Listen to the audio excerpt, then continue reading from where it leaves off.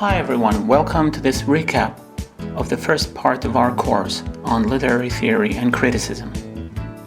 I'll briefly walk you through the main points we covered so far. We started with the definition of literary theory and literary criticism, and we examined closely the differences between the two. Then we moved on to classical literary theories, and we examined 4 different writers at the time: Plato, Aristotle, Horace, and Longinus. Plato came first, and in his work, The Republic, he said that poetry should be didactic.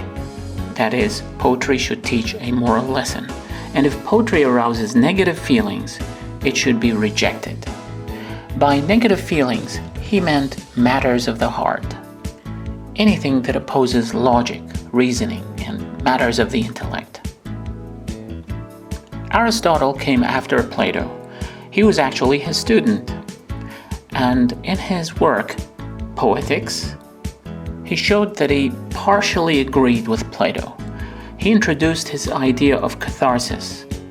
And he said that poetry has a cathartic effect because it can purify the audience by purging any negative emotions they have, such as pity, fear. Then we left the Greeks and moved on to the Romans, and we examined Horace.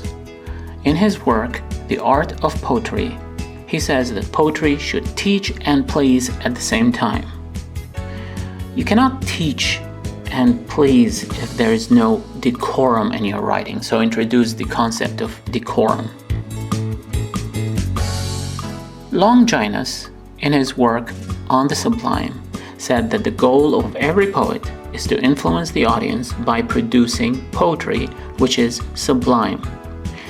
And only the sublime can truly teach, please, and purify the audience.